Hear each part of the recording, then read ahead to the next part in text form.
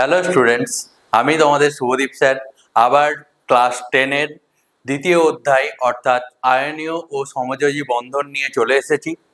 তো আজকের যে তোমাদের যে পড়ানোর যে বিষয়, সেই বিষয়টা কি, অধ্যায়টার নাম হচ্ছে আয়নীয় ও সমযোজী বন্ধন।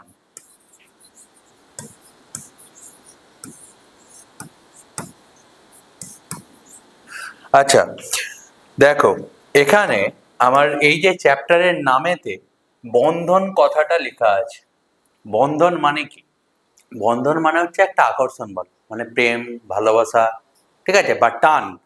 যেই টানেতে কি আছে, যে একটা ছেলে একটা মেয়ের প্রতি আকর্ষিত হয় বা কেউ কারোর প্রতি আকর্ষিত হয়, সেটাকে কি বলা হচ্ছে? একটা বন্ধন বলা হচ্ছে। তো তোমাদের আজকে আমি পড়াবো আয়নীয় বন্ধন, ঠিক আছে। তো আগে চলো দেখে নিই যে বন্ধন কাকে বলে বা বন্ধন কেনই তৈরি হয়। তো দেখো, বন্ধন কেন তৈরি হয়?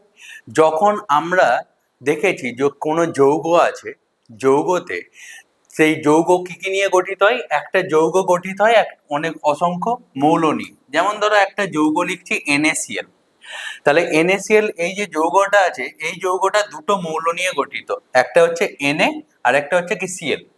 এরা কি হচ্ছে একটা আকর্ষণ বলের মাধ্যমে যুক্ত হয়ে এরা যৌগ গঠন করছে। অথবা এইটা কি গেল একটা যৌগিক অণু, কারণ দুটো আলাদা আলাদা অণু। যদি আমরা মৌলিক অণু দেখি, যেমন H2 মানে কি, দুটো হাইড্রোজেন পরস্পরের সঙ্গে যুক্ত হয়ে কি করছে, একটা হাইড্রোজেনের অণু গঠন করেছে। তাহলে দুই বা ততোধিক একই পদার্থের পরমাণু অথবা আলাদা আলাদা পদার্থের পরমাণু যে আকর্ষণ বল দ্বারা যুক্ত হয়ে যৌগ গঠন করে, সেই আকর্ষণ বলকে কি বলা হচ্ছে? আমার রাসায়নিক বন্ধন বলা হচ্ছে, ঠিক আছে। কারণ আকর্ষণ বল না থাকলে তো কেউ কারোর সঙ্গে যুক্ত হবে না, আকর্ষণ বল থাকাটা ওই জন্য বাঞ্ছনীয়। তো দেখো এখানে Na আর Cl তারা কি করছে, পরস্পরের মধ্যে একটা আকর্ষণ বলের মাধ্যমে যুক্ত হয়েছে। বা এখানে যে দুটো হাইড্রোজেন তারাও কি করছে, একটা আকর্ষণ বলের মাধ্যমে যুক্ত হয়ে একটা যৌগ গঠন করছে। তো সেই যে আকর্ষণ বল, সেই বলটাকে কি বলা হচ্ছে? আমার রাসায়নিক বন্ধন বলা হচ্ছে। দেখো কি বলছে, যে আকর্ষণ বলের মাধ্যমে কোনো অণু বা কোষের মধ্যে পরমাণু বা আয়ন সমূহ পরস্পরের সঙ্গে যুক্ত হয়ে একটা সুস্থিত গঠন লাভ করে বা যৌগ গঠন করে, তাকে কি বলা হচ্ছে? রাসায়নিক বন্ধন বলা হচ্ছে। এবারে আমরা দেখবো যে রাসায়নিক বন্ধন কয় প্রকার ও কি কি। দেখো রাসায়নিক বন্ধন সাধারণত তিন প্রকারের হয়। একটাকে বলা হচ্ছে আয়নীয় বন্ধন, একটা হচ্ছে সমযোজী বন্ধন, আরেকটা অসমযোজী বন্ধন। কিন্তু তোমাদের যে 10-এর যে সিলেবাস আছে, সেই 10-এর সিলেবাসে আমার দুটো বন্ধন নিয়েই পড়তে হবে, একটা তড়িৎযোজী বা আয়নীয় বন্ধন নিয়ে আর একটা সমযোজী বন্ধন নিয়ে, ঠিক আছে। তোমাদের এই যে অসমযোজী বন্ধন, এই বন্ধনটা তোমাদের সিলেবাসে নেই। তো আজকে আমি তোমাদেরকে এই তড়িৎযোজী বা আয়নীয় বন্ধন কি বা কেন গঠিত হয় বা কাদের মধ্যে আয়নীয় বা সমযোজী বন্ধন থাকে, সেটা নিয়ে আলোচনা করব, ঠিক আছে। তো দেখো, এই আয়নীয় বা সমযোজী বন্ধন গঠনের যে কেন তড়িৎযোজী বন্ধন একটা গঠন হয়, তড়িৎযোজী একটা যৌগ গঠিত হয়, সেটা নিয়ে বিজ্ঞানী কোসলে একটা বক্তব্য দিয়েছিলেন। তিনি কি বলছেন? তিনি বলছে পরমাণুরা সব সময় কি চায়, কোনো একটা পরমাণু সে চায় সুস্থিত হতে। তো আমরা আগের পর্যায় সারণীতে পড়েছি সব থেকে সুস্থিত মৌল কারা? নিষ্ক্রিয় মৌলরা। তো প্রত্যেকটা পরমাণু চাই যে ওই নিষ্ক্রিয় মৌলের মতন গঠন বিন্যাস লাভ করতে। অর্থাৎ নিষ্ক্রিয় মৌলের কি থাকে, যেমন হিলিয়াম, হিলিয়ামের বাইরের কক্ষে কটা ইলেকট্রন থাকে? দুটো ইলেকট্রন থাকে। নিয়ন, নিয়নের বাইরের কক্ষে কটা ইলেকট্রন আছে? নিয়নের এমনি 10, বাইরের কক্ষে কটা আছে? 8টা ইলেকট্রন আছে। তো প্রত্যেকটা পরমাণু কি চাই, যে তার বাইরের কক্ষে 8টা অথবা বাইরের কক্ষে এই হিলিয়ামের মতন ইলেকট্রন বিন্যাস হোক। সেই জন্য তারা কি হয়, কেউ ইলেকট্রন বর্জন করে, আবার কেউ ইলেকট্রন গ্রহণ করে। দেখো কোসলে কি বলছে, যে পরমাণুগুলো তাদের সর্ববহিঃস্থ কক্ষের নিকটতম নিষ্ক্রিয় গ্যাসের মতো হিলিয়ামের ক্ষেত্রে যেমন বলেছি 2টি, আর অন্যান্য নিষ্ক্রিয় যে মৌলগুলো আছে তাদের ক্ষেত্রে কটা হবে? 8টা হবে। তো তার জন্য কি করে, ইলেকট্রন লাভ করে আমার সুস্থিত হওয়ার চেষ্টা করে। দেখো যারা ধাতু, পর্যায় সারণীতে আমরা যাদেরকে ধাতু দেখেছি, যারা 1 নম্বর যারা শ্রেণীতে অবস্থান করে, 1 নম্বর শ্রেণীতে যারা অবস্থান করে তাদেরকে কি বলি? আমরা ধাতু বলি। কেন ধাতু বলি? কারণ তাদের বাইরের কক্ষে কটা ইলেকট্রন আছে? একটা ইলেকট্রন তাদের বাইরের কক্ষে রয়েছে, সেই জন্য তাদেরকে কি বলা হচ্ছে? ধাতু বলা হচ্ছে। আর এই যে 17 নম্বরে, এই যে 17 নম্বরে যে fluorine, chlorine, bromine, iodine, astatine এইগুলো আছে, এদের বাইরের কক্ষে কটা ইলেকট্রন আছে? 7টা ইলেকট্রন আছে। তো এদেরকে কি বলা হচ্ছে? এদেরকে বলা হচ্ছে অধাতু। তো এরা কি করবে? দেখো ধাতুরা কি করবে, ওদের যে বাইরের কক্ষে যে একটা ইলেকট্রন আছে, ওরা কি করবে? সহজেই একটা ইলেকট্রনকে কি করবে? বর্জন করে দিবে। মানে ধাতুরা কি করছে? বর্জন করছে। আর অধাতুরাও, এর বাইরের কক্ষে তো 7টা ইলেকট্রন আছে, তো এরাও 7টা ছেড়ে দিতে পারতো, কিন্তু একটা জিনিস মাথায় রাখতে হবে যে 7টা ইলেকট্রনকে বর্জন করা সহজ না একটা ইলেকট্রন গ্রহণ করা সহজ? অবভিয়াসলি একটা ইলেকট্রন গ্রহণ করা সহজ, সেই জন্য এরা কি করে? একটা ইলেকট্রন গ্রহণ করে। অর্থাৎ অধাতুরা কি করে? ইলেকট্রনকে গ্রহণ করে, আর ধাতুরা কি করে? ইলেকট্রনকে বর্জন করে। কিসের জন্য? না এই যে 18 নম্বর শ্রেণীতে যে আছে নিষ্ক্রিয় মৌল হিলিয়াম, নিয়ন, আর্গন, ক্রিপ্টন, জেনন, এদের মতন ইলেকট্রন বিন্যাস লাভের জন্য। ঠিক আছে? তো উদ্দেশ্যটা বোঝা গেছে যে ধাতুরা কেন ইলেকট্রন বর্জন করছে বা অধাতুরা কেন ইলেকট্রন গ্রহণ করছে। উদ্দেশ্যটা কি? উদ্দেশ্যটা হচ্ছে আমার এই যে নিষ্ক্রিয় মৌলগুলো আছে, সেই নিষ্ক্রিয় মৌলের মতন ইলেকট্রন বিন্যাস লাভের জন্য। তো বিজ্ঞানী কোসলে তিনিও এই কথাই তিনি বলেছিলেন। বিজ্ঞানী কোসলে তিনিও এই কথাই বলেছিলেন। দেখো কি বলছে, যে পরমাণুগুলো তার সর্ববহিস্থ কক্ষে নিকটতম নিষ্ক্রিয় গ্যাসের মতন ইলেকট্রন বিন্যাস লাভ করে সুস্থিত হওয়ার চেষ্টা করে। তার জন্য কি হয়, যে কোনো ধাতব পরমাণু তার সর্ববহিস্থ কক্ষ থেকে কি করে? ইলেকট্রন বর্জন করে, আর অধাতব পরমাণুরা ইলেকট্রন কি করে? গ্রহণ করে। এবারে যখন ধাতুরা ইলেকট্রন বর্জন করবে, তখন কিসে পরিণত হবে? না ক্যাটায়ন। আমরা জানি যে আয়নকে আমরা 2 ভাগে ভাগ করতে পারি। আয়নকে 2টো ভাগে ভাগ করা যায়, একটা হচ্ছে ক্যাটায়ন, আর একটা হচ্ছে অ্যানায়ন। ঠিক আছে? ক্যাটায়ন আমার কাকে বলে? ক্যাটায়ন মানে মাথায় রাখতে হবে যে ক্যাটায়ন মানে প্লাস, পজিটিভ, আর অ্যানায়ন মানে কি? মাইনাস, মানে নেগেটিভ। এবারে কখন কোনো পরমাণু প্লাস হবে বা কখন কোনো পরমাণু মাইনাস হবে? যখন একটা পরমাণু ইলেকট্রন বর্জন করবে। তার মানে কি? ইলেকট্রন বর্জন করে দিলে তার কি হয়ে গেল? প্রোটন সংখ্যা ইলেকট্রন সংখ্যার চেয়ে বেড়ে গেল। প্রোটন কি? পজিটিভ, আর ইলেকট্রন কি? নেগেটিভ। তাহলে প্রোটন সংখ্যা যদি আমার ইলেকট্রন সংখ্যার চেয়ে বেড়ে যায়, তাহলে কি হয়ে যাচ্ছে? প্লাসটা বেড়ে যাচ্ছে, সেই জন্য সে কিসে পরিণত হয়ে যাচ্ছে? ক্যাটায়নে পরিণত হচ্ছে। অর্থাৎ একটা পরমাণু কখন ক্যাটায়নে পরিণত হচ্ছে?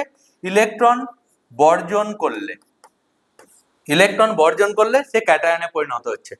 আবার একটা পরমাণু কখন অ্যানায়নে পরিণত হবে? না ইলেকট্রন গ্রহণ করলে। তখন কি হয়ে যাচ্ছে?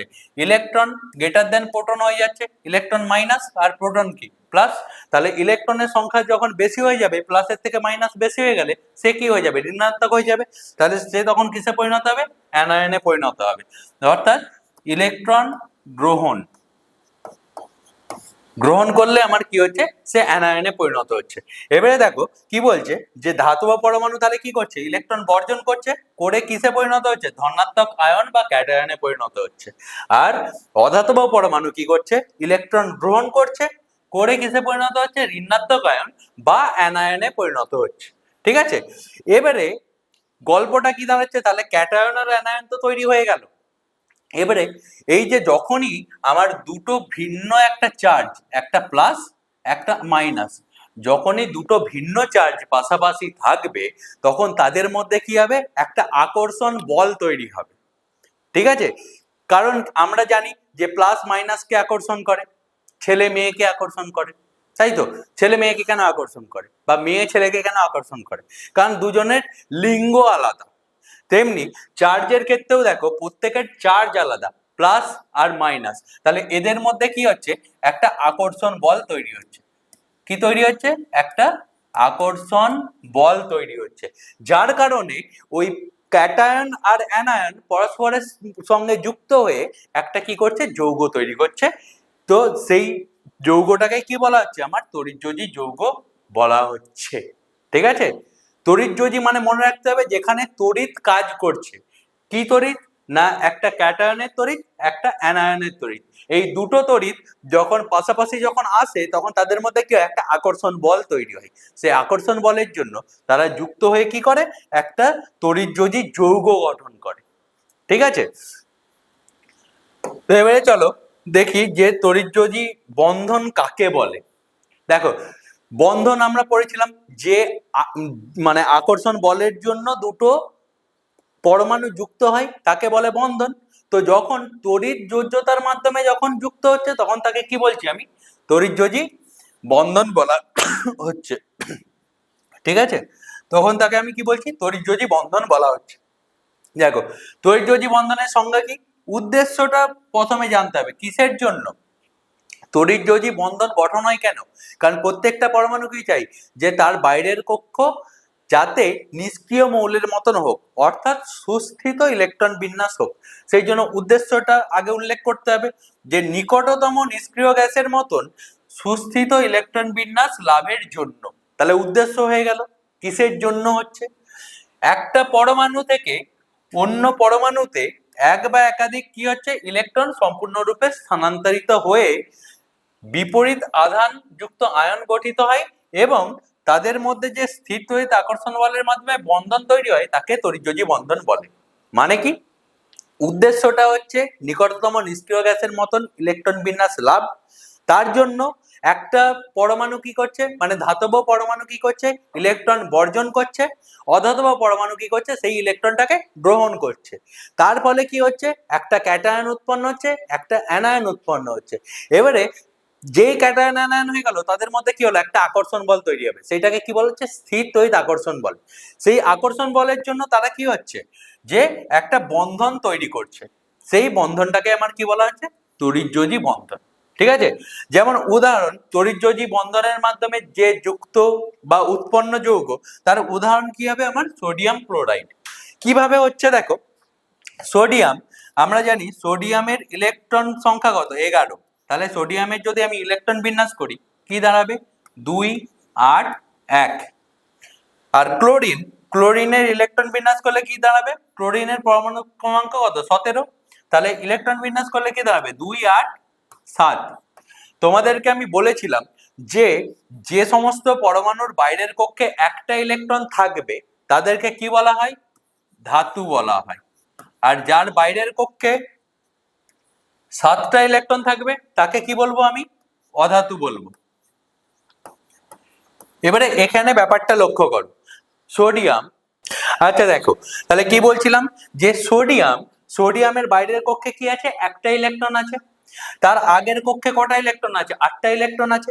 তাহলে সোডিয়ামের নিকটতম যে নিষ্ক্রিয় মৌল সেটা কি, যদি আমরা পর্যায় সারণী দেখি, সোডিয়ামের নিকটতম নিষ্ক্রিয় মৌল আমার কাকে দেখতে পাবো, সোডিয়ামের নিকটতম নিষ্ক্রিয় মৌল হচ্ছে, দেখো এই হচ্ছে 3 নম্বর পর্যায়ে আমার সোডিয়াম। 3 নম্বরে কি আছে, সোডিয়াম। 2 নম্বরে কে আছে, নিয়ন। তাহলে সোডিয়ামের আগে কে নিষ্ক্রিয় মৌল আছে, নিয়ন আছে। তাহলে সোডিয়াম কি চাইবে, যে নিয়নের মতো ইলেকট্রন বিন্যাস পেতে। নিয়নের ইলেকট্রন বিন্যাস কি হয়, 2 আর 8, কারণ নিয়নের পরমাণু ক্রমাঙ্ক কত, 2 8। এবারে আমার সোডিয়ামের কত আছে, সোডিয়ামের ক্ষেত্রে দেখো 2 8 1। তাহলে সোডিয়াম কি চাইবে, যে নিকটতম নিষ্ক্রিয় গ্যাসের মতো ইলেকট্রন বিন্যাস করতে। তাহলে এ কি করবে, এই একটা ইলেকট্রনকে কি করবে, আমার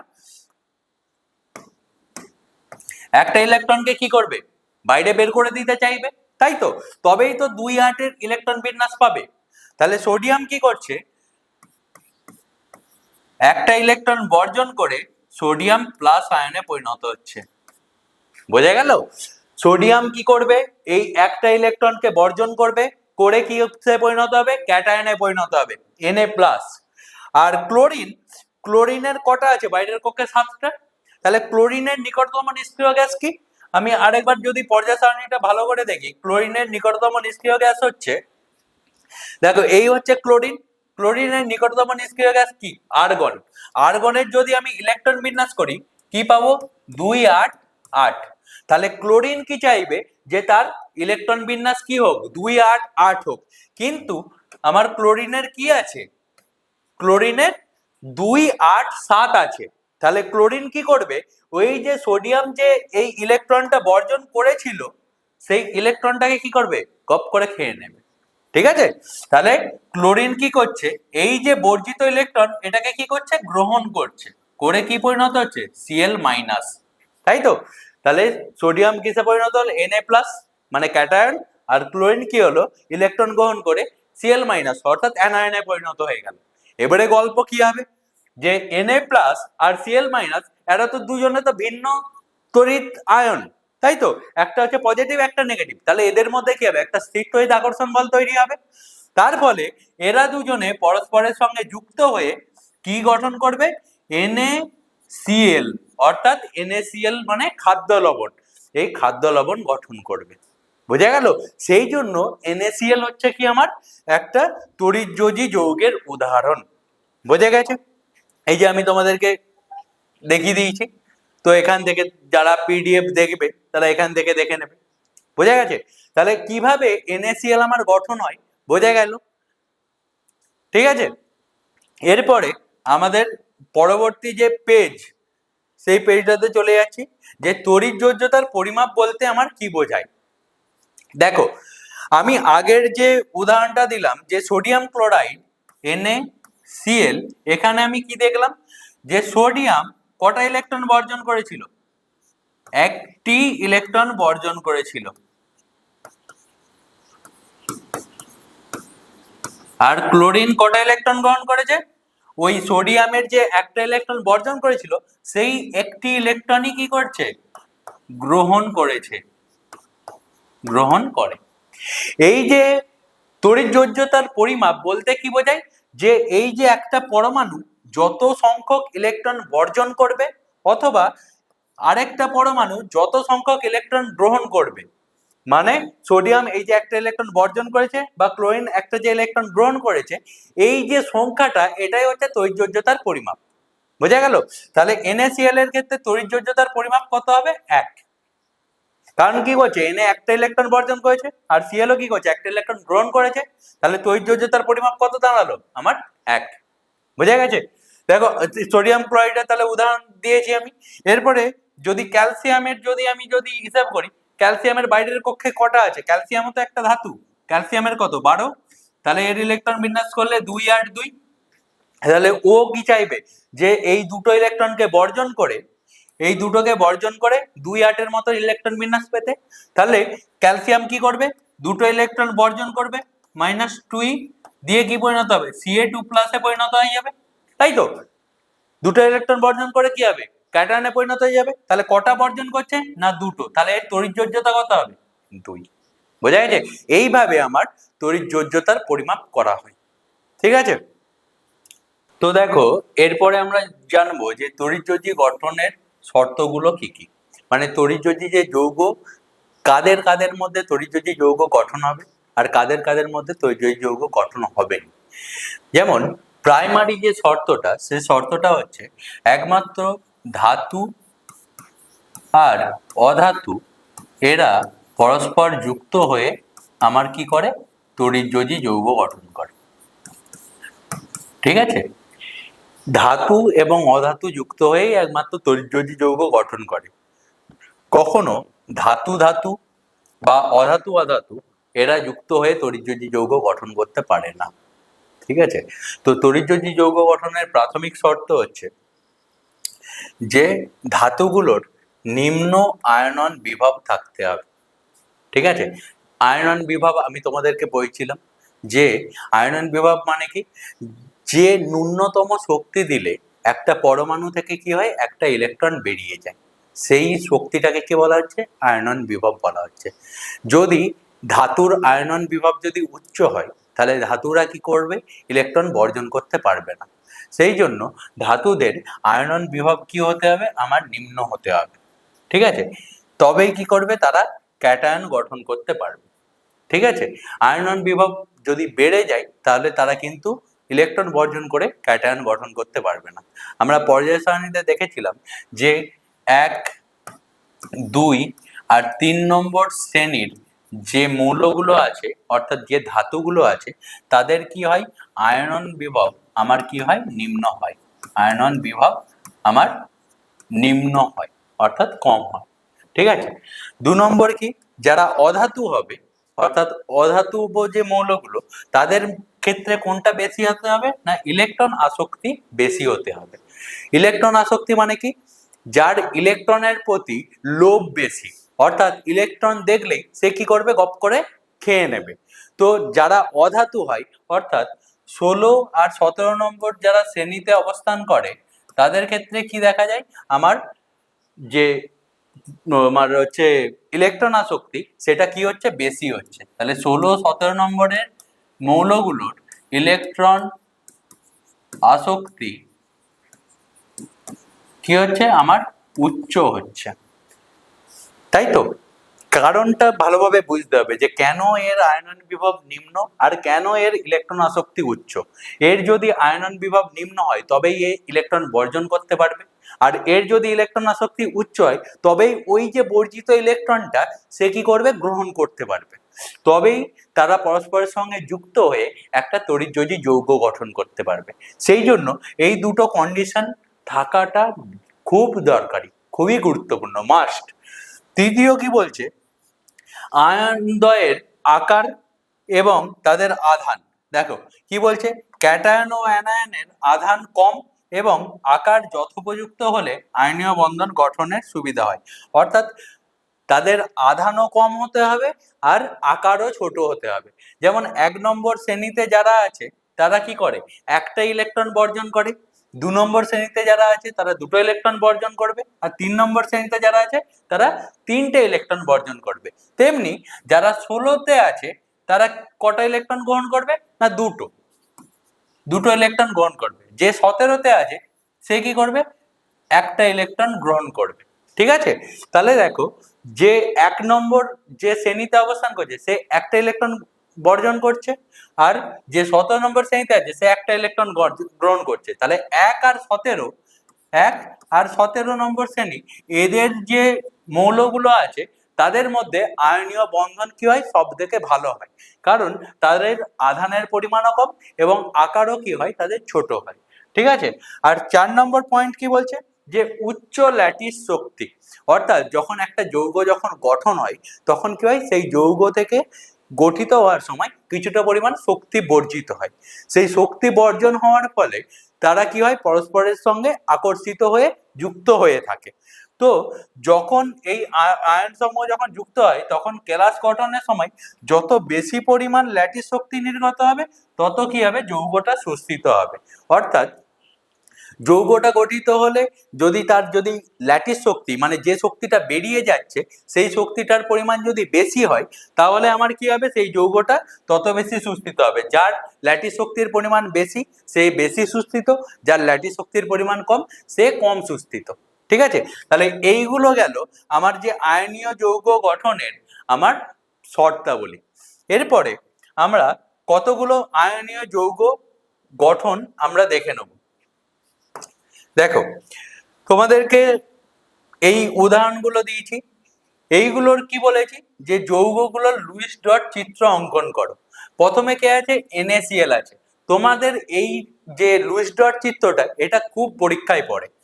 NaCl এর যখনই আমার লুইস ডট আঁকতে হবে তখন আমাকে আগে কি করতে হবে না, সোডিয়াম আর ক্লোরিন এদের কি করে নিতে হবে, আমার ইলেকট্রন বিন্যাস করে নিতে হবে।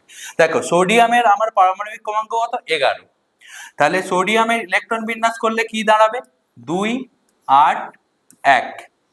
আর ক্লোরিনের 17, তাহলে এর ইলেকট্রন বিন্যাস করলে কি দাঁড়াবে, 2, 8 আর 7। তাহলে এইটা গেল আমার প্রথম কক্ষ কে, এটা দ্বিতীয় কক্ষ, এটা তৃতীয় কক্ষ।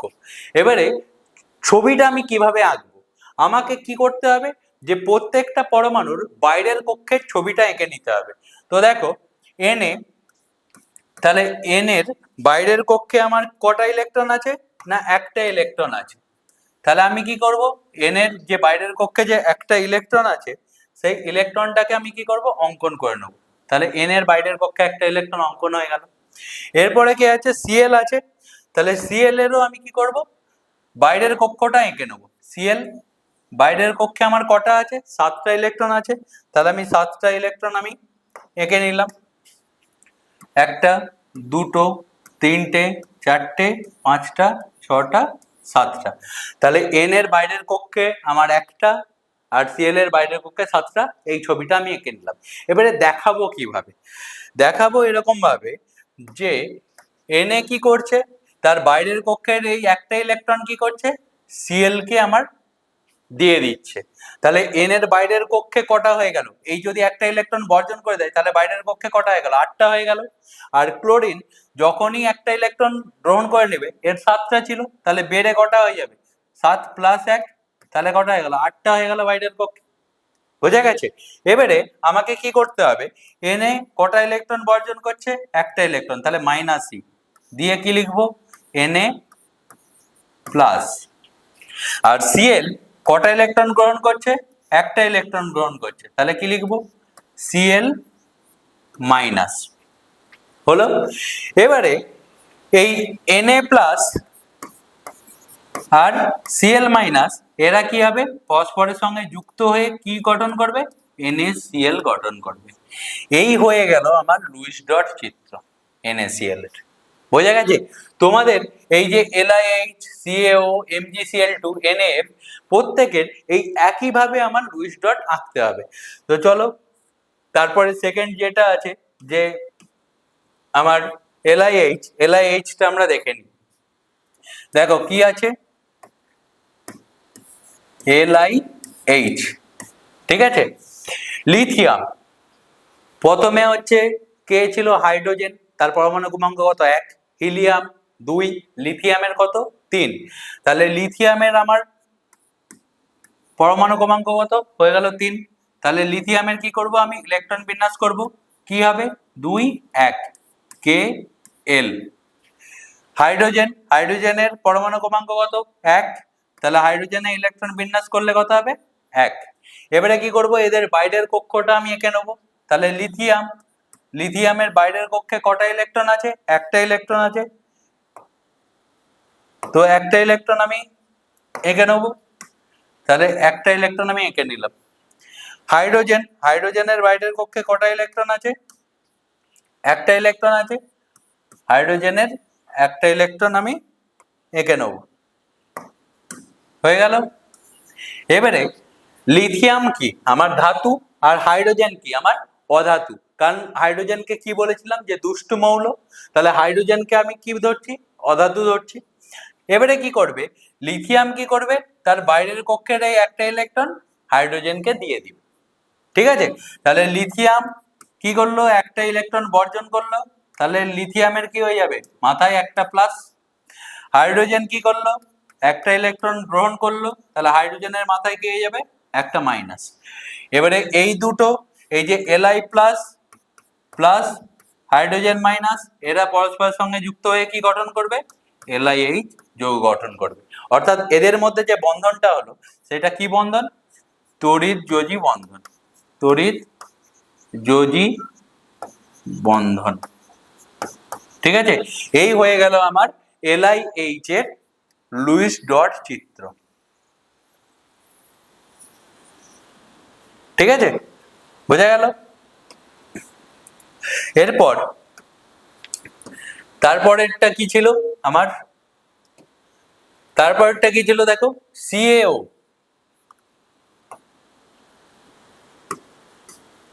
তারপরটা কি আছে, CaO। এবার CaO টা দেখে নেবো। দেখো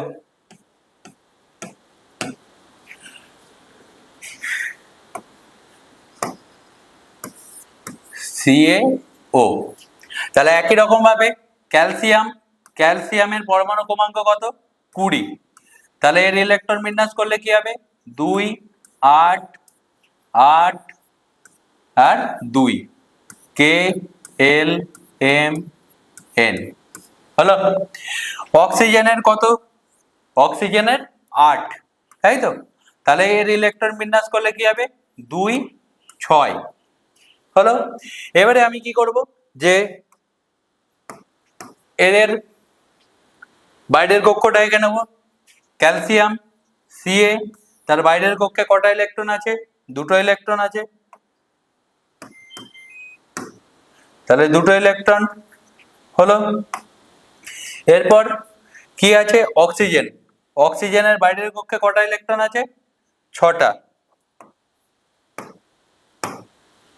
তাহলে 6টা এখানে নেবো, 2, 3, 4, 5, 6। এবারে কি করবে? ক্যালসিয়াম যদি তার বাইরের কক্ষের দুটো ইলেকট্রন বর্জন করে, তাহলেই তার বাইরের কক্ষে কটা হয়ে গেল? 8টা হয়ে গেল, অর্থাৎ নিকটতম নিষ্ক্রিয় গ্যাসের মতন হয়ে গেল। আর যদি অক্সিজেন ওই দুটো ইলেকট্রন গ্রহণ করে, তাহলে 6 + 2 কত হয়ে যাবে? 8 হয়ে যাবে, তাহলে নিকটতম নিষ্ক্রিয় গ্যাসের মতন ইলেকট্রন বিন্যাস পেয়ে যাবে। তাহলে কি করবে? ক্যালসিয়াম তার দুটো ইলেকট্রন কি করবে? অক্সিজেনকে দিয়ে দিবে। তাহলে কি হবে? ক্যালসিয়াম কটা ইলেকট্রন বর্জন করছে? -2, দুটো ইলেকট্রন বর্জন করছে। তাহলে ক্যালসিয়ামের মাথায় কটা প্লাস হবে? 2 প্লাস। যটা ইলেকট্রন বর্জন করবে মাথায় তটা প্লাস। অক্সিজেন কি করছে? ওই যে দুটো ইলেকট্রন বর্জন করছে সেটাকে গ্রহণ করেছে, তাহলে 2, তাহলে কি হয়ে গেল? O2 minus. বোঝা গেল? এবারে এরা দুজনে পরস্পরের সঙ্গে যুক্ত হয়ে কি গঠন করবে? CaO যৌগ গঠন করবে। বোঝা গেছে? তাহলে এই হয়ে গেল আমার CaO এর লুইস ডট হলো। এরপরে নেক্সট কি আছে? MgCl2। MgCl2, তাহলে MgCl2 আমি দেখে নেবো যে MgCl2 লুইস ডট কিভাবে আঁকা হয়। দেখো, MgCl2, আচ্ছা এই হচ্ছে একটা যৌগ। তোমরা যৌগ থেকে কোন যৌগে কতগুলো মৌলের পরমাণু আছে সেটা জানো তো? দেখো কিভাবে জানবো? Mgর পরে কোনো সংখ্যা নেই, মানে Mg কটা আছে? একটা আছে। ক্লোরিন, তারপরে কত সংখ্যা আছে? 2, তার মানে ক্লোরিন পরমাণু কটা আছে? দুটো আছে। ঠিক আছে? তো Mgর আমি একই রকম ভাবে ইলেকট্রন বিন্যাস করবো। Mgর কত? 12, তাহলে কত হবে? 2, 8, 2 KLM। আর ক্লোরিনের কত? 17, তাহলে কত হবে? 2, 8, 7 হলো। এবারে গল্প হচ্ছে আমার ছবিটা আমি কিভাবে আঁকবো। দেখো Mgর তো একটাই পরমাণু আছে, তাহলে Mgর কি করবো? একটাই পরমাণু এঁকে নেবো। হলো। পরমাণুর বাইরের কক্ষে কটা ইলেকট্রন আছে? দুটো আছে, তাহলে দুটো ইলেকট্রন আমি দিয়ে দেবো, এই একটা, এই একটা হলো। এবারে ক্লোরিনের বাইরের কক্ষে কটা আছে? 7টা আছে, কিন্তু এখানে লক্ষ্য করো ক্লোরিন কটা আছে? এই যৌগেতে দুটো ক্লোরিন আছে, তাহলে আমাকে দুটো ক্লোরিন পরমাণুর বাইরের কক্ষ আঁকতে হবে। তাহলে দেখো ক্লোরিন পরমাণুর দুটো বাইরের কক্ষ আমি আঁকছি। এই একটা ক্লোরিন, ক্লোরিন তার বাইরের কক্ষে কটা আছে? 7টা আছে, তাহলে 1, 2, 3, 4, 5, 6, 7 হলো। আরেকটা ক্লোরিন পরমাণু, তার বাইরের কক্ষে 2, 3, 4, 5, 6, 7 হয়ে গেল। তাহলে দুটো ক্লোরিন পরমাণুর বাইরের কক্ষ আমি এঁকে নিয়েছি। এবারে কি হবে? Mgর কাছে কটা ইলেকট্রন ছাড়ার মতো আছে? দুটো ইলেকট্রন। আর ক্লোরিন কটা ইলেকট্রন গ্রহণ করতে পারে? একটা ইলেকট্রন গ্রহণ করতে পারে, কারণ একটা গ্রহণ করলেই ওর 8টা হবে। কোন ক্লোরিন পরমাণু কি দুটো একসঙ্গে নিয়ে নেবে? নেবে না, ওর যটা দরকার তটাই নেবে। তাহলে Mg কি করবে? এর একটা ইলেকট্রন কি করবে? এই ক্লোরিন পরমাণুকে দিবে, আর এই ইলেকট্রনটা কি করবে? আরেকটা ক্লোরিন পরমাণুকে দিবে। ঠিক আছে? তাহলে Mg কটা ইলেকট্রন বর্জন করলো? দুটো ইলেকট্রন বর্জন করলো, তাহলে Mgর মাথায় কি হয়ে যাবে? 2 প্লাস। কটা ক্লোরিন পরমাণু আছে? দুটো আছে, তাহলে 2Cl। কটা দুজনে মিলে কটা ইলেকট্রন গ্রহণ করেছে? দুটো ইলেকট্রন গ্রহণ করেছে, তাহলে +2e দিয়ে তাহলে কি হলো? 2Cl minus. কেন একটা মাইনাস হলো? কারণ প্রত্যেকটা ক্লোরিন কটা করে ইলেকট্রন গ্রহণ করেছে? একটা করে গ্রহণ করেছে, সেই জন্য একটা মাইনাস। কটা ক্লোরিন আয়ন হলো তাহলে? দুটো ক্লোরিন আয়ন হলো। এরা পরস্পরের সঙ্গে যুক্ত হয়ে কি হবে? Mg Cl2 গঠন করবে। ঠিক আছে, এই জন্য এই ধরনের যে যৌগগুলো আছে তাদের লুইস ডট পরীক্ষার জন্য খুব ইম্পর্টেন্ট, কারণ এইগুলোতে একটু আলাদা। ঠিক আছে, বোঝা গেছে?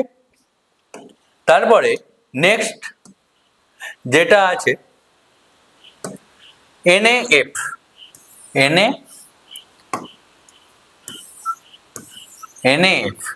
NaF এর আমি লুইস ডট দেখবো। দেখো তোমাদের আমি সব যত রকমের হতে পারে তত রকমের আমি লুইস ডট দেখিয়ে দিলাম। এছাড়াও আরো এক্সট্রা আরো অনেক কিছু আছে, যদি তোমরা সেগুলো বাড়িতে না করতে পারো তাহলে অবশ্যই কমেন্টে জানাবে। পরের নেক্সট যে কোশ্চেন আনসারিং এর যখন ভিডিও করাবো তখন সেখানে আমি অ্যাড করে দেবো। ঠিক আছে, চলো NaF এর দেখে নেওয়া যাক যে NaF এর কিভাবে আমার লুইস ডট চিত্র আঁকা হয়। NaF, ঠিক আছে, তাহলে এই যৌগ দেখে বুঝতে পারছো কটা সোডিয়াম আছে, একটা। কটা ফ্লোরিন আছে, একটা। তাহলে সোডিয়ামের আমার কি করতে হবে, ইলেকট্রন বিন্যাস করে নিতে হবে। সোডিয়ামের কত, 11। তাহলে কি ইলেকট্রন বিন্যাস করলে 2 8 1। ফ্লোরিনের কত আমি জানি 9, তাহলে কত হয় 2 7 KLM। এবারে সেই একই নিয়ম, সোডিয়ামের বাইরের কক্ষ আঁকবো, ফ্লোরিনের বাইরের কক্ষ আঁকবো। তাহলে সোডিয়ামের বাইরের কক্ষে কটা আছে, একটা ইলেকট্রন আছে। ফ্লোরিনের বাইরের কক্ষে কটা আছে, 7টা আছে। হলো, এবারে কি করবে, সোডিয়াম তার একটা ইলেকট্রন কি করবে, ফ্লোরিনকে দিয়ে দিবে। তাহলে সোডিয়ামের কি হয়ে গেল, 8টা হয়ে গেল। আর ফ্লোরিনের একটা গ্রহণ করার পর কটা হয়ে যাবে, 7টা থেকে 8টা হয়ে যাবে।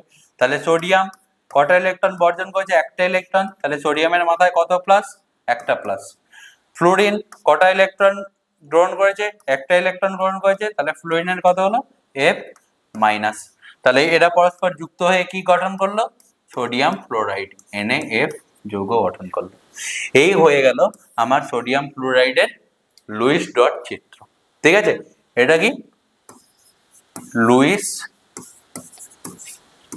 ডট চিত্র। এই কোশ্চেন গুলো তোমাদের মাধ্যমিকে 3 নাম্বার করে পড়ে, শুধুমাত্র এইটা করতে পারলেই তোমাদের 3 নাম্বার। তো এইগুলো খুব ভালোভাবে করবে। ঠিক আছে, চলো এবারে আমরা কি দেখব, যে তড়িৎযোজী যে যৌগ হয় তাদের কিছু বৈশিষ্ট্য আমি দেখে নেব। তাদের তাদের যে ভৌত অবস্থা কি হয়, তার গলনাঙ্ক কি হয়, তড়িৎ পরিবাহিতা কি হয়, দ্রাব্যতা কি হয়, বা কাঠিন্যতা কেমন হয়। প্রথমে আমার তার ভৌত অবস্থা। আচ্ছা, আমরা খাদ্য লবণ সবাই দেখেছি, মানে আমরা যে নুন খাই, নুন কেমন, কঠিন, তরল না গ্যাস? তো কথা হচ্ছে নুন হচ্ছে কঠিন। তো নুনের রাসায়নিক সংকেত কি, NaCl। NaClটা কি, এক ধরনের তড়িৎযোজী যৌগ। তাহলে তড়িৎযোজী যৌগরা সব সময় কি হয়, কঠিন হবে। কঠিন কেলাসাকার পদার্থ, অর্থাৎ এদের একটা নির্দিষ্ট জ্যামিতিক আকার থাকবে। দেখবে নুনের যদি দানাকে তুমি মাইক্রোস্কোপে ফেলে দেখো, দেখবে ষড়ভুজের মতন এরকম একটা দানা পাবে। ঠিক আছে, তাহলে এর কি হচ্ছে, নির্দিষ্ট একটা জ্যামিতিক আকার রয়েছে। তাহলে ভৌত অবস্থা দেখো কি বলছে, সাধারণ উষ্ণতা ও চাপে আয়নীয় যৌগগুলো কি হবে, কঠিন হবে এবং তাদের নির্দিষ্ট ত্রিমাত্রিক কেলাসাকার হবে। তাহলে এই হয়ে গেল আমার তার ভৌত অবস্থা।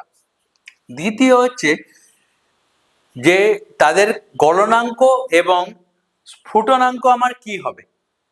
দেখো তড়িৎযোজী যৌগ, তাদের মধ্যে কি আছে, ক্যাটায়ন ও অ্যানায়নের মধ্যে একটা তীব্র আকর্ষণ বল আছে। সেই আকর্ষণ বলের জন্য তাদেরকে ভাঙতে প্রচুর পরিমাণে শক্তির প্রয়োজন হয়।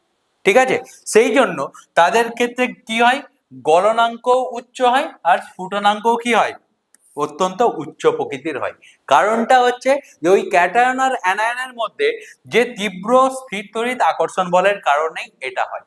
ঠিক আছে, যেহেতু আকর্ষণ বল বেশি, সেই জন্য তাদেরকে কি করতে, ছাড়াছাড়ি করতে বেশি পরিমাণে শক্তি প্রয়োগ করতে হবে।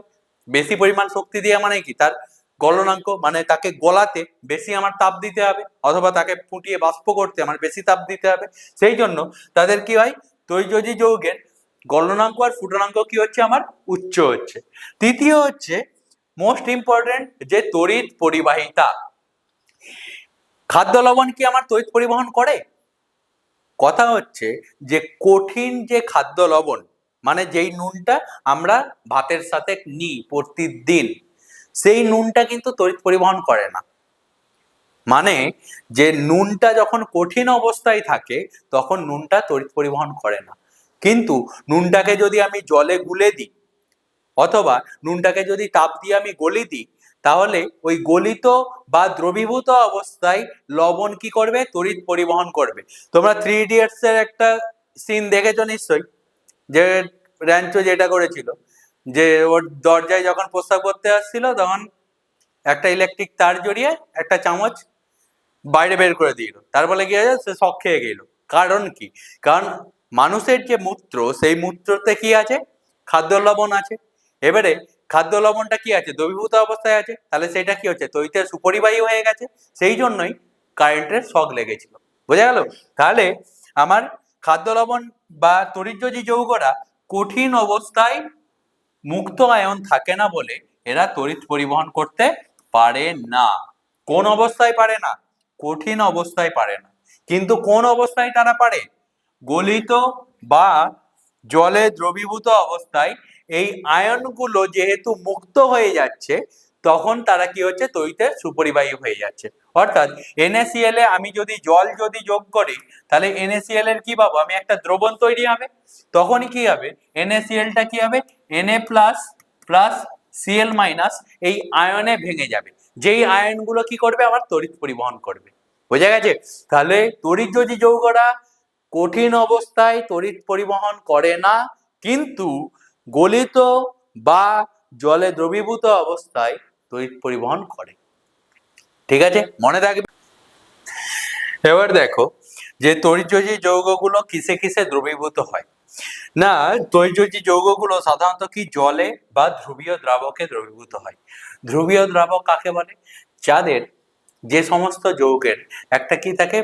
পোলারিটি নেচার থাকে। মানে যেমন জল H2O, H2O এর মধ্যে জল কি কি নিয়ে গঠিত? হাইড্রোজেন আর অক্সিজেন নিয়ে গঠিত। এবারে হাইড্রোজেন আর অক্সিজেনের মধ্যে তড়িৎ ঋণাত্মকতা কার বেশি? অক্সিজেনের বেশি। তো আমরা পড়েছি যে তড়িৎ ঋণাত্মকতা মানে কি? যে বন্ধন ইলেকট্রন জোড়কে কি করে? নিজের দিকে টেনে নেয়, যার ফলে কি হচ্ছে? এই H2O O মাইনাস আর H প্লাস হয়ে যায় কিছুটা। এই যে এইটাকে বলা হচ্ছে পোলারিটি, যে একদিকটা নেগেটিভ একদিকটা পজিটিভ হয়ে যাবে। তো এই ধরনের যৌগতে আমার তড়িৎযোজী যৌগরা দ্রবীভূত হয়, কিন্তু বেনজিন বা কার্বন টেট্রাক্লোরাইডের মতো অধ্রুবীয় দ্রাবকে এরা দ্রবীভূত হয় না। এটা খুব ইম্পর্টেন্ট কোশ্চেন, যে তড়িৎযোজী যৌগরা কিসে দ্রবীভূত হয়। বা তোমাদের কোশ্চেন এরকম করতে পারে যে নুন কি ধরনের যৌগে দ্রবীভূত হয়? জল, না তোমার কার্বন টেট্রাক্লোরাইড, না বেনজিন, অথবা কোনোটাই নাই। তো উত্তর কি হবে? জল। ঠিক আছে, তাহলে এটা খুব ভালোভাবে মনে রাখবে যে তড়িৎযোজী যৌগরা জল বা ধ্রুবীয় দ্রাবকে আমার দ্রবীভূত হচ্ছে। বোঝা গেল? লাস্ট পয়েন্ট হচ্ছে কাঠিন্যতা। দেখো তড়িৎযোজী যৌগরা সাধারণত কি হয়? আমার কঠিন হয়, তাই তো? কেন কঠিন হয়? না, তড়িৎযোজী যৌগদের ক্যাটায়ন আর অ্যানায়নের মধ্যে আকর্ষণ বল কি আছে? সর্বোচ্চ আছে। সেই আকর্ষণ বল বেশি হওয়ার জন্য তারা কি করছে? কঠিন প্রকৃতির হচ্ছে। আর কঠিন জিনিস মানেই কি? তার ভেঙে যাওয়ার প্রবণতা বেশি বা গুঁড়ো হয়ে যাওয়ার প্রবণতা বেশি। সেই জন্য তড়িৎযোজী যৌগরা কি হয়? কঠিন আর ভঙ্গুর প্রকৃতির হয়। তো এই হলো আমার আয়নীয় যৌগের আমার কিছু বৈশিষ্ট্য। ঠিক আছে, এরপরে তোমাদের লাস্ট যে ব্যাপারটা আছে, যে আয়নীয় যৌগদের ক্ষেত্রে আমার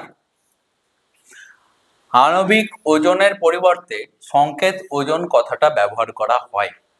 আণবিক ওজন মানে কি বুঝি? যে একটা অণুর ওজন, সেটাকে কি বলা হচ্ছে? আণবিক ওজন বলা হচ্ছে। যেমন NaCl, NaCl এইটা হচ্ছে একটা অণু, কিন্তু NaCl তড়িৎযোজী যৌগ হওয়ার জন্য এর ক্ষেত্রে আমি আণবিক ওজন কথাটা বলতে পারবো নি। তাকে কি বলতে হবে? এর ওজনকে কি বলতে হবে? আমার সংকেত ওজন বলতে হবে। ঠিক আছে, বোঝা গেল? তার একটা বিশেষ কারণ আছে। কারণ আমার NaCl যে যৌগটা বা আয়নীয় যৌগ যারা হয়, তাদের যে কেলাস থাকে, সেই কেলাসে স্বাধীনভাবে পৃথক কোনো অণুর অস্তিত্ব নেই। ঠিক আছে, নেই মানে কেন পৃথক অণুর অস্তিত্ব নেই? সেটা হচ্ছে যে এই যে কেলাসটা থাকে, ক্লাসে প্রত্যেকটা ক্যাটায়ন নির্দিষ্ট সংখ্যক অ্যানায়ন দ্বারা এবং প্রত্যেকটা অ্যানায়ন আমার নির্দিষ্ট সংখ্যক ক্যাটায়ন দ্বারা পরিবেষ্টিত থাকে। যেমন একটা সোডিয়াম 6টা ক্লোরিন আয়ন দ্বারা ঘেরাও থাকে। ঠিক আছে, দেখো তোমাদের ছবি দেখলে তোমরা ভালো বুঝতে পারবে। এই হচ্ছে আমার NaCl এর গঠন, সোডিয়াম ক্লোরিন যুক্ত হয়ে কি হচ্ছে সোডিয়াম ক্লোরাইড গঠন করছে। এবারে এখানে ছবিটার দিকে ভালোভাবে লক্ষ্য করো যে এই যে একটা Na চারিদিকে দেখতে পাচ্ছ একটা Cl Cl Cl Cl এইভাবে কি করছে, চারটে এইদিকে আছে, পেছন দিকে আরো দুটো আছে, তাহলে একটা Na কে ঘিরে কটা আছে, টোটাল 6টা, চারটে, পেছন দিকে আরো দুটো আছে। বা একটা ক্লোরিনকে ঘিরে কটা আছে দেখো, Na Na Na, এই যে এই ক্লোরিনটার কথা বলি, এর চারদিকেও কি আছে, 6টা Na আছে। তাহলে আমি পৃথকভাবে যে এইটা NaCl বা এইটা NaCl এরকম আমি বলতে পারবো না, তার মানে এদের পৃথক কোনো অণুর অস্তিত্ব নেই। সেই জন্য এদেরকে আমার আণবিক ওজনের পরিবর্তে কি বলা হচ্ছে, আমার সংকেত ওজন বলা হচ্ছে। ঠিক আছে, আণবিক ওজনের পরিবর্তে এদের সংকেত ওজন কথাটা বলা হচ্ছে। ঠিক আছে, বোঝা গেল? এবারে যেহেতু পৃথক অণুর অস্তিত্ব নেই, সেই জন্য আণবিক ওজনের পরিবর্তে এর আয়নীয় যৌগের ক্ষেত্রে কি ব্যবহার করা হয়, সংকেত একক বা সংকেত ওজন কথাটা আমার ব্যবহার করা হয়। ঠিক আছে, এবারে এখান থেকে আরেকটা তোমাদের কোশ্চেন আসতে পারে যে NaCl এর সংকেত ওজন কত বলো। দেখো NaCl এর সংকেত ওজন 58.5 বলতে কি বোঝায়, NaCl কি কি নিয়ে গঠিত, Na আর Cl, তাহলে এখানে কটা Na পরমাণু আছে, একটা, আর কটা ক্লোরিন পরমাণু আছে, একটা। N এর আমার পারমাণবিক ভর কত, 23, আর Cl এর পারমাণবিক ভর কত, 35.5।